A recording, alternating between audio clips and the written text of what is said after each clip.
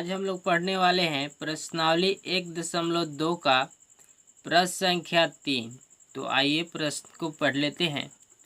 प्रश्न है, अभाज्य गुणनखंड विधि द्वारा निम्नलिखित पूर्णांकों के एचसीएफ और एलसीएम ज्ञात कीजिए।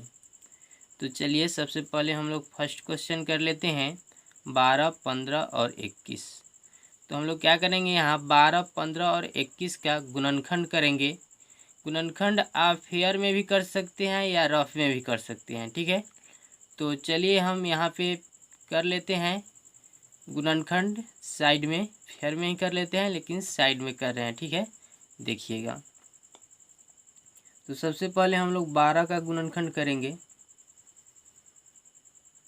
2 से लगेगा, 2 छक 12 और फिर यहाँ पर 2 से लगेगा, 2 3 6 और फिर 3 से लगेगा, 3 एकम 3, ठीक है।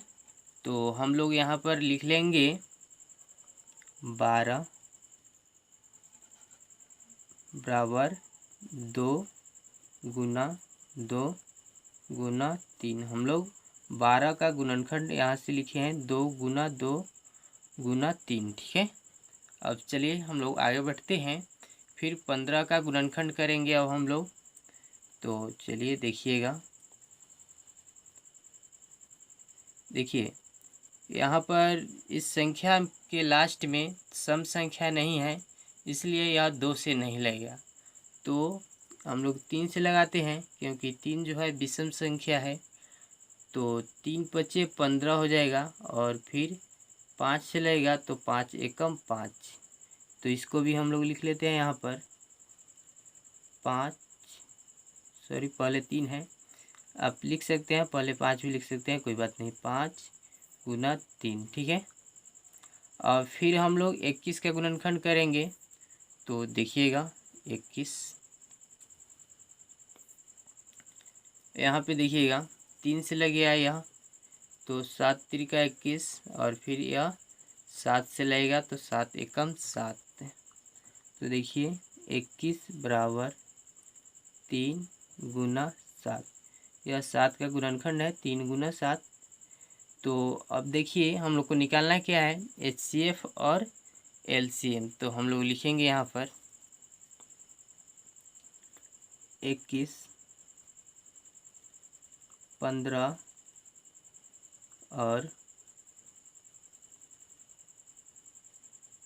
सॉरी यहाँ पर हम लोग 12 लिखेंगे, 12, 15 और 21 का एचसीएफ। देखिए जो कॉमन मिलता है वहीं एचसीएफ होता है, ठीक है। तो हम लोगों को कॉमन क्या मिल रहा है इस तीनों संख्या में, ये जो 12, 15 और 21 के जो गुणनखंड है, इसमें कॉमन क्या मिल रहा है उसको हम लोग को देखना है। तो देखिए यहाँ पर 2 है, लेकिन इसमें 2 नहीं है और इसमें भी 2 नहीं है, लेकिन इसमें 3 है और इसमें भी 3 है और इसमें भी 3 है। तो 3 जो है कॉमन मिल रहा है, ठीक है। तो 3 क्या हो जाएगा, एचसीएफ हो जाएगा। 3 यहाँ पर हम लोग को कॉमन मिल रहा है, ठीक है। तो 3 एचसीएफ हो जाएगा, लिखेंगे हम लोग एचसीएफ बराबर 3। फिर यहाँ पर लिखेंगे 12, 15 और 21 का एलसीएम। तो देखिए जो कॉमन मिला है उसको हम लोग एक बार लिखेंगे, 3 लिख लिए। और यहाँ पे 2 जो है 2 बार है, ठीक है। तो इस दोनों 2 को हम लोग लिख लेंगे 2 गुना 2, और फिर यहाँ से 5 बचा तो फिर इस 5 को भी लिख लेंगे, और फिर 7 बचा है तो इस 7 को भी लिख लेंगे। तो चलिए आइए हम लोग गुना कर लेते हैं। यहाँ से 3 दूना 6 और 6 दूना 12, 12 25 60 और 7 छक 42, यानी कि 420 हम लोग का क्या मिल गया, एलसीएम मिल गया, ठीक है। तो आप इस प्रकार से सॉल्व कर सकते हैं। चलिए हम लोग अगला क्वेश्चन सॉल्व करते हैं, देखिएगा। अगला क्वेश्चन है,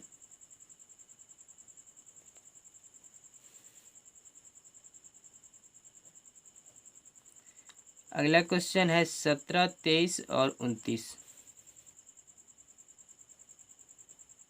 17, 23 और 29। तो 17 का गुणनखंड जब हम लोग करेंगे तो 17 ही होगा, क्योंकि 17 का गुणनखंड होता नहीं है, यह नहीं टूट सकता है। ठीक है, तो आइए हम लोग लिखते हैं हल। 17 बराबर 17 ही होगा और 23 बराबर 23 और फिर 29 बराबर 29। ये जो तीनों संख्या है, इस तीनों संख्या में से किसी का भी गुणनखंड नहीं टूटने वाला है। ठीक है, तो आइए हम लोग इसका HCF और LCM किस प्रकार से निकालेंगे, देखिएगा। यहाँ पर हम लोग लिखेंगे 17, 23 और 29 का HCF। देखिए, इसमें तो कुछ कॉमन हम लोग को नहीं मिल रहा है, लेकिन 1 कॉमन मिल रहा है। यहाँ पर अगर हम 1 लिख दे रहे हैं तो भी यह उतना ही होगा, क्योंकि 17 गुना 1 बराबर 17 ही होता है। तो एक क्या हो रहा है, कॉमन मिल रहा है। अगर कोई भी संख्या में आप अगर निकाल रहे हैं HCF और कॉमन नहीं मिल रहा है तो उसका HCF 1 ही होगा। ठीक है, यह याद रखिएगा आप। तो HCF हो जाएगा 1। चलिए आगे बढ़ते हैं। 17, 23 और 29 का LCM बराबर, तो हम लोग यहाँ पे लिख लेंगे। LCM में तो सभी संख्या लिखाते हैं, तो लिखेंगे 17 गुना 23 गुना 29। अब हम लोग गुना करेंगे 17, 23 और 29 का। ठीक है, तो हम लोग को मिलेगा 11,339। ठीक है, इतना आपको आंसर मिलेगा। तो आप इस प्रकार से हल कर सकते हैं। चलिए आइए हम लोग अगला प्रश्न देखते हैं। 3 नंबर। अगला जो क्वेश्चन है वह है 8, 9 और 25। ठीक है, तो साइड में हम लोग 8 का गुणनखंड कर लेते हैं। ठीक है, देखिएगा 2 से लगेगा 4, फिर 2 से लगेगा 2 और फिर 2 से लगेगा 1। ठीक है, तो आइए इसको हम लोग हल करते हैं।